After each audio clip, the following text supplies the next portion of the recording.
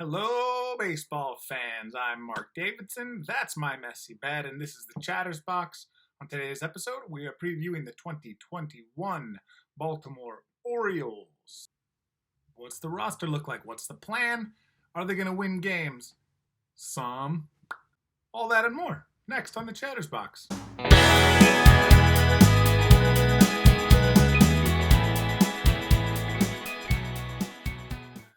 For the first time since 2016, the Baltimore Orioles rose from the basement of the AL East as a bafflingly bad Red Sox team nosedived into last place. The 2020 Orioles finished 25-35, which works out to about 67 wins over a full 162, which is definitely a marked improvement over the 54-47 wins they compiled in the 2 seasons prior. It is highly unlikely, however, that this is the beginning of any real positive movement for this ball club. So the MO of this offseason has been to shed salary, trade production for prospects or lottery tickets, and sign cheap veterans to round out the roster. Furthermore, a longer look at the 2020 Orioles offense reveals a slew of overperformances. You've got some wild small sample stuff going on here with Jose Iglesias OPSing 956. That's MVP territory for a glove first shortstop, and that's just not going to happen. You got Pat Valaika and Cedric Mullins also outperforming their career numbers by over 100 points on OPS. And the only reason you see that 29-point difference from this group's 2020 OPS to the career OPS is because I lumped Chris Davis in there, and he's obviously got that 778 OPS in a lot more plate appearances than a lot of these guys have. But if you wanted to look at this a little more optimistically, you could put a spin on it that some of these guys are still pretty young and they're coming into their own and maybe they're reaching new levels right now. But that's not what you do for baseball projection systems. I'm going to need to see a little more proof in their performance before I fully buy into what this group can do. Look, that was a fun and pesky group that hung around contention for a lot longer than anyone thought they would have last year. But this is baseball, and since the Orioles don't expect to amass many wins in 2021, rightfully so, they're just not going to amass much payroll either. Unfortunately, of course, for fans, that means that any controllable or decent player whose salary is over $5 million isn't coming back. So let's review who's out. Gone from that group we talked about before is Jose Iglesias is with the Angels. Hanser Alberto is with the Royals, the only baseball team he should be playing for. Renato Nunez is with the Tigers. Dwight Smith Jr. is a free agent. Well, this hurts the watchability of the club. Right or wrong, this is the state of roster construction, and it's hard to see any of those guys being on the squad when Baltimore is relevant again. Other ex-2020 Orioles include Brian Holiday, Asher Wojciechowski, Cole Stewart, Mark Trumbo, and Alex Cobb. Of course, exports is going to be imports. Freddie Galvis, Yolmer Sanchez, professional baseball players, John I. Jones got in the Cobb trade. Ashton Godot, claimed off the waivers from the Pirates. Mac Scaroller. Rule 5, Tyler Wells, Rule 5. Chris Shaw on a minor league deal, and then a bunch of veterans, Felix Hernandez, Matt Harvey, Jorge Lopez, and Fernando Abad.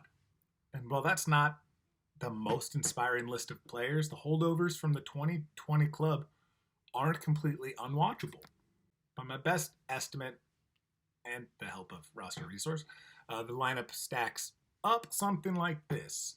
Center field, Austin Hayes. Left field, DJ Stewart. Right field, Anthony Santander. First base, Trey Mancini. DH, Ryan Mountcastle. Catcher, Francisco Pedro Severino. Shortstop, Freddie Galvis. Third base, Rio Ruiz. Second base, Yolmer Sanchez. Look at the top. It's pretty clear that the outfield could be a perfectly cromulent unit. So let's start there. Right fielder, Anthony Santander, is the only lock in this lineup, and he looks like he's the likely All-Star Game representative for the Orioles over the next couple years. He's put together a 261, 302, 503 slash line over the last 2 seasons. That spans 130 games and 570 plate appearances. He's smashed 33 doubles, 2 triples, and 31 homers.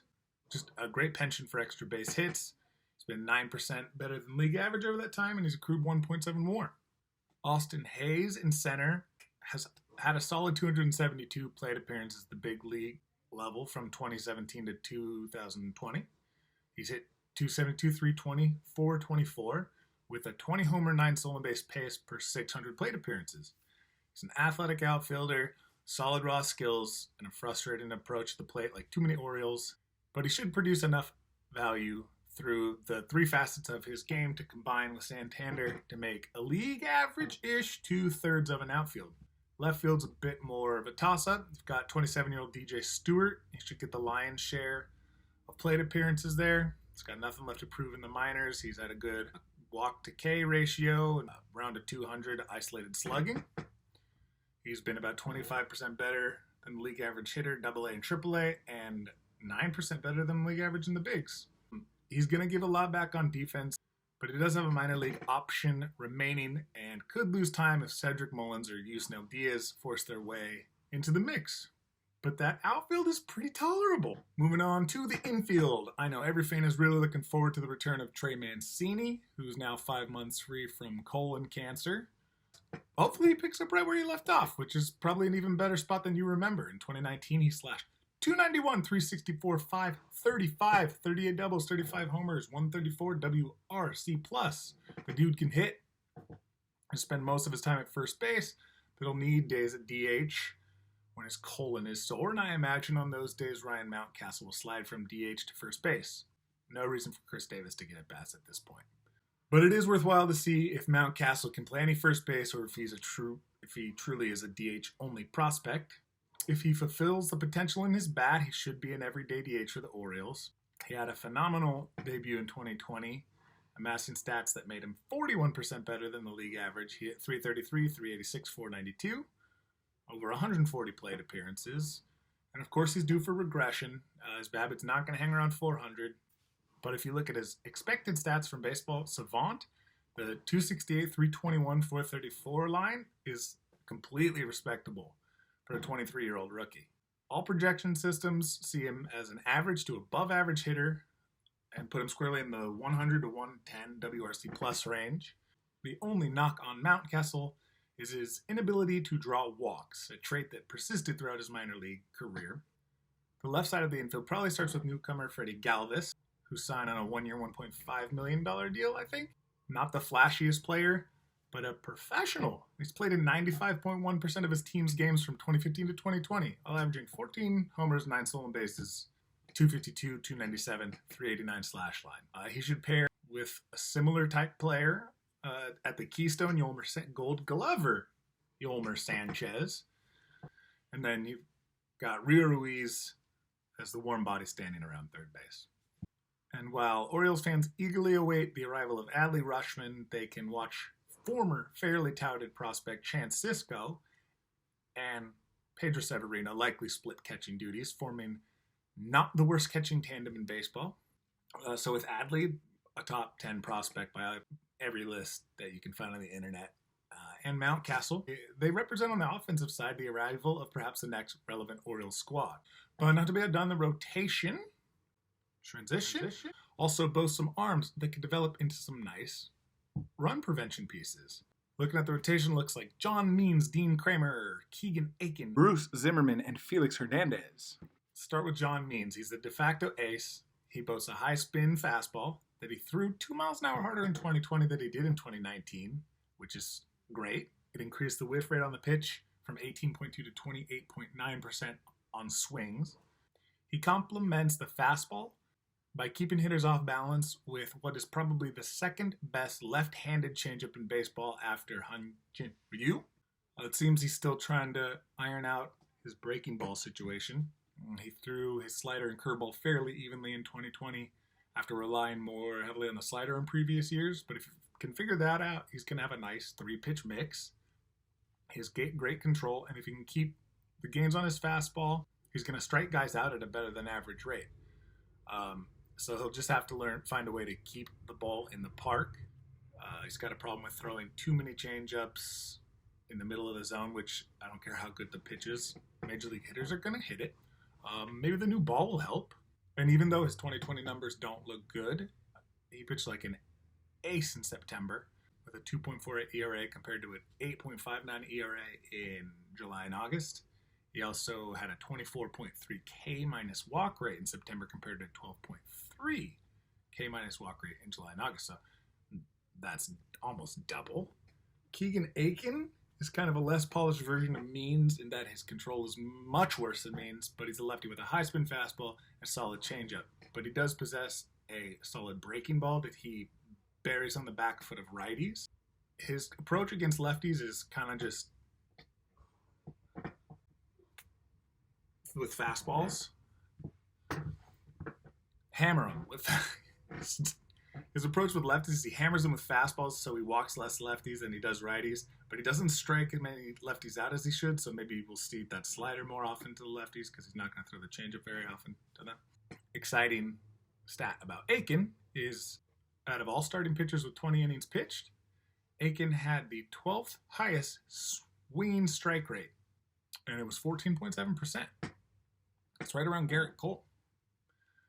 All in all, it was a promising debut. He struck out 30% of the hitters he faced with a 4.56 ERA and a 3.27 FIT. Dean Kramer and Bruce Zimmerman also made debuts, and while Kramer was ranked as a similar prospect to Aiken, his success is going to be determined by his ability to locate because he doesn't have the same level of stuff. And I just don't know much about Zimmerman except for that he's a starting pitcher who's going to get an extended look on an Orioles team that can give him an extended look. But there's at least the making of a couple back-end arms or more here, and the supporting cast is going to be made up of super cheap veterans like Felix Hernandez, who try to crack the team like he did with the Braves last year. They brought in Wade LeBlanc, Jorge Lopez. As mentioned, they sent off Alex Cobb to get some money, or with some money to get John Mike Jones. And there's not much to say about these veteran pitchers. You know about them. They're just the first batch of a parade of spot holders the Orioles are going to bring in until Ballman, Smith, Kevin Smith, Zach Lowther, DL Hall, and Grayson Rodriguez are ready. And those guys are going to be fine, but none of them are expected to be elite. But you've got maybe 2 or 3 pieces of a rotation that you can build upon when you're ready to bring in, when the Orioles front office is ready to compete and bring in some real arms. The bullpen is also messy. They have Tanner Scott, Paul Fry, and others. Like a face only a mother could love, these are probably names that only Orioles fans know. A name you might know is Hunter Harvey because he was once kind of a top prospect. Fernando Abad's been kicking around for a while.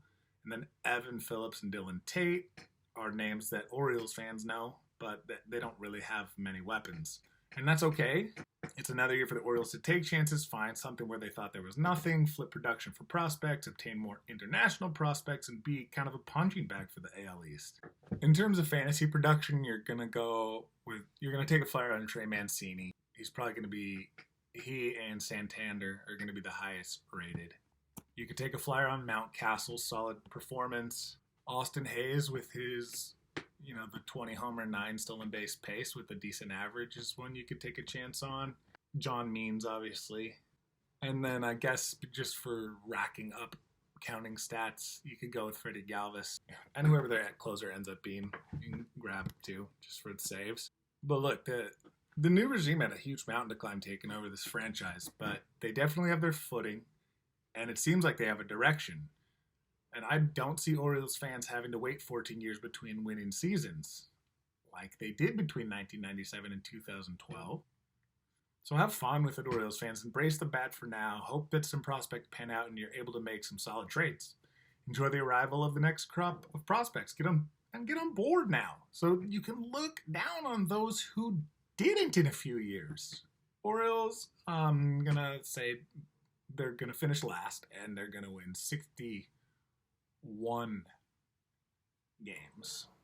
So Baltimore fans, let me know what I missed. Let me know if this was too much information, if you want more stats, less stats, what you want to see when I cover other teams. And, if I sniff or lick my lips too much and all that. Okay. See you guys next time.